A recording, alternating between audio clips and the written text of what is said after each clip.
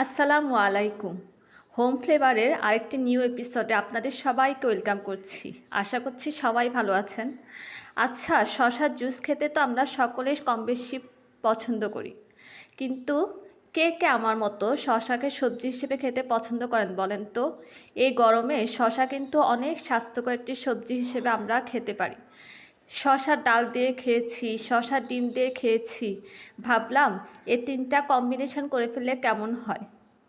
তাই শশা, ডিম আর ডাল দিয়ে একটা রেসিপি তৈরি করে ফেললাম, আর নাম দিলাম শশা, ডিম আর ডালের চচ্চড়ি।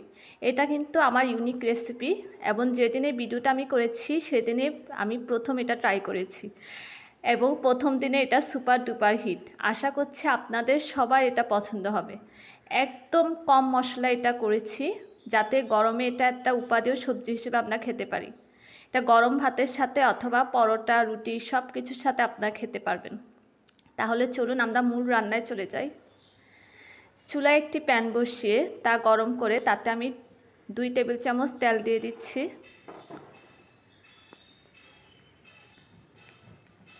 এবার এতে আস্ত জিরার ফোড়ন দিয়ে নিচ্ছি। হাফ কাপ পেঁয়াজ দিয়ে দিলাম, অল্প একটু রসুন কুচি দিয়ে দিলাম। এবার এগুলোকে তেলে একটু ভেজে নিচ্ছি। এবার দিয়ে দিলাম হাফ টিস্পুন আদা বাটা। একদমই কম মশলায় আমি রান্নাটা করার চেষ্টা করেছি। এবার এখানে হাফ কাপ আগে থেকে ভেজানো মসুর ডাল দিয়ে দিলাম। ডালটাকে আমি আধা ঘন্টা মতো ভিজে রেখেছিলাম, অনেকটাই নরম হয়ে গেছে, যার ফলে রান্নাটা করতে একদমই সময় আপনাদের লাগবে না। ভালো করে মিক্সড করে নিচ্ছি। এবার একটি তেজপাতা দিয়ে দিলাম। তেজপাতাটা আসলে ফোড়নের সাথে আমি দিতে চাইছিলাম, কিন্তু ভুলে গেছিলাম।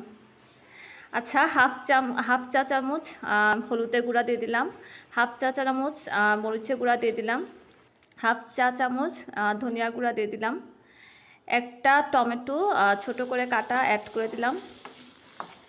এবার এগুলোকে মশলার সাথে ভালো করে কষিয়ে নিচ্ছি।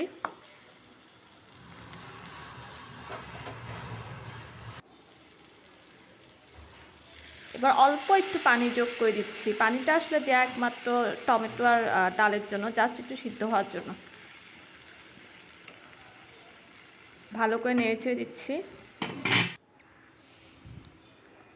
এবার ঢাকনা দিয়ে ঢেকে আমি 4-5 মিনিট রান্না করে নিচ্ছি মিডিয়াম লো হিটে। এবার ঢাকনা খুলে ডালটা যখন সিদ্ধ হয়ে আসবে তখন আমি লবণ দিয়ে দিলাম পরিমাণ মতো।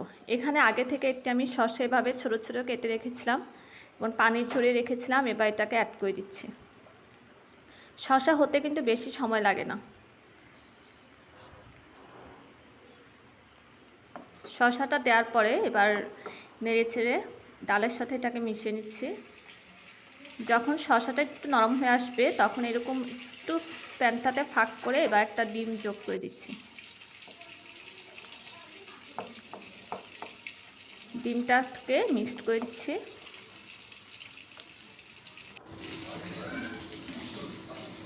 ডিমটা হয়ে আসলে নামানোর আগে অল্প একটু রোস্টেড জিরা পাউডার অ্যাড করে দিলাম। আর আমি এখানে 2টো কাঁচামরিচও দিয়েছি, যেটা আমি বিদ্যুৎ করতে ভুলে গেছিলাম। ব্যাস হয়ে গেল আমার শসা, মসুর ডাল আর ডিমের চচ্চড়ি।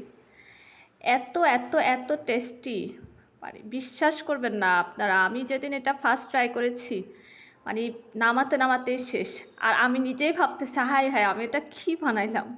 তা আপনাদের সাথে তো শেয়ার করতেই হবে, তাই ক্যামেরাটা অন করে শেয়ার করে ফেললাম। রেসিপিটি ভালো লাগলে অবশ্যই অবশ্যই অবশ্যই লাইক, কমেন্ট আর শেয়ার করবেন। আর আমার চ্যানেলটিকে সাবস্ক্রাইব করে আমার পাশে থাকবেন। আশা করছি সবাই ভালো থাকবেন আর আমার জন্য দোয়া করবেন। ইনশাল্লাহ সামনে নতুন একটা এপিসোডে দেখা হবে।